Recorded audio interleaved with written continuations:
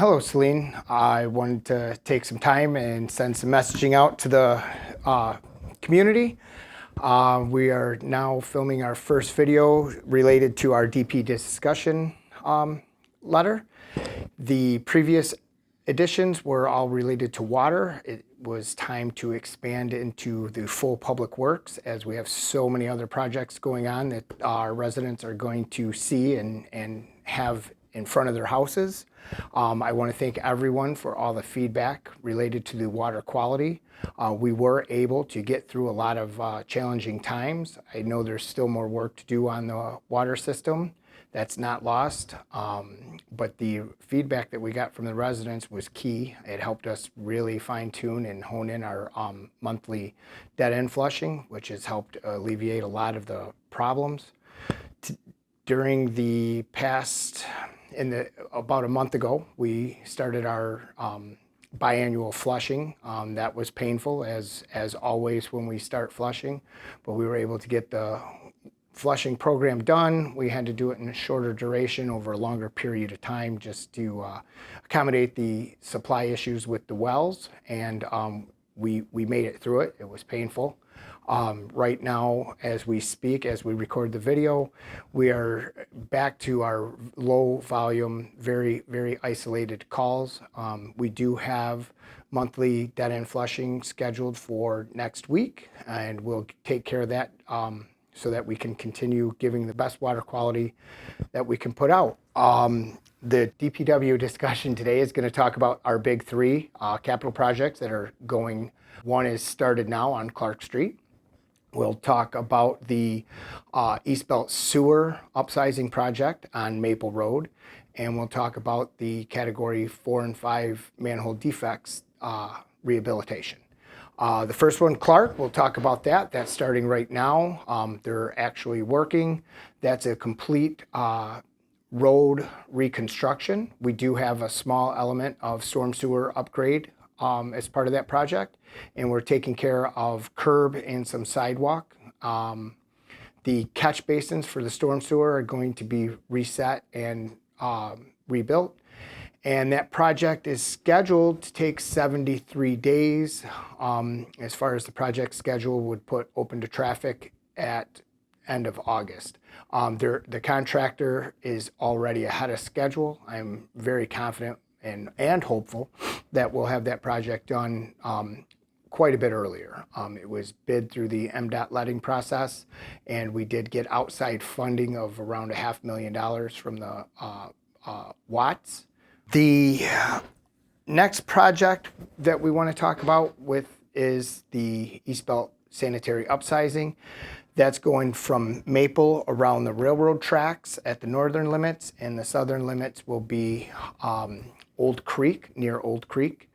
That project is going to put in new sewer, new water, all the storm sewer needs, and a new road. It checks the boxes as a complete capital reinvestment. We're going to end that project with the full reset of all the assets and utilities that we need to function for water, sewer, storm, and road. That project is scheduled to start next week. You've probably already seen the signs and barrels, construction barrels being dropped off. There's going to be a small staging area that was an agreement with the contractor and the private owner of CVS. They're staging equipment and materials there. That road will be set into 3 segments, but mostly 2. It's going to be the segment south of Michigan Ave, and then concurrently running phase 1 and 2 and 3, which is north of Michigan Ave. The first phase will wrap up around end of June, mid-July. After that, the crew will go to the north side of Michigan Ave, and that will be through the rest of the construction season, with the substantial completion being probably October 31st. The road will be closed to through traffic throughout. We have coordinated with the schools, we've coordinated with the post office, and coordinated with local residents. We've had flyers delivered. There's QR codes for project updates, and you can schedule for direct correspondence in an email list where we'll send you all the updates. Both projects, Clark Street and Maple, we will be continually updating the website, and the QR codes that were sent to your doors will work to give you the most current updates.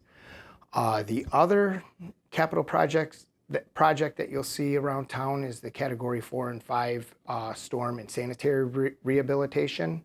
That's taking care of issues that were identified as part of the SAW grant that the city received to inspect and rate our sewer and storm assets. The contractor is going to line and rehab in place the existing issues related to the storm manholes, the sanitary manholes, and both systems pipes. They're very non-invasive. It's not going to be a large impact. The very most you'll see is a large sewer truck and a large lining truck in the street. You should have full use of your facilities during the projects, and that project is probably about a 30-day window from start to finish on the lining aspect. They've already been in town doing the cleaning and measuring for the materials needed to do the rehab, and we expect that one to be just one of many sewer and storm rehab projects throughout the city. I do want to touch on the asset management. Council authorized work last month to go out and get some cores and pacer data for our roads, so that'll help us develop more bang for our dollars or cost-effective reinvestment in our streets. We're going to be utilizing all different fixes from chip seal to joint and crack seal to mill and fill and overlays. We have been invited to utilize the Washtenaw County Road Commission's unit pricings for those fixes, which is great. Helps us leverage our every dollar. I will hopefully have a very clear picture that I can share with the public and council in the next 3 to 6 weeks of where we're going to be doing these repairs, these rehabs for the streets, and I will have more information out for the public soon on that. The other subject that I would like to touch on is the dashboard for the water customers. We've gotten a lot of positive feedback from the residents who have signed up to the Harmony system in being able to track their water use, monitor their own homes for leaks, and really dive in for their own needs on water conservation. The sign-up code was stamped in your water bill. It will be stamped in further water bills, so that you can sign up easily. And again, the system's been in use, leveraged by several hundred residents, and that number is growing every day. Hopefully everyone gets signed up and uses it as the tool that it was meant to be, and we'll get down to making sure our water bills are under control.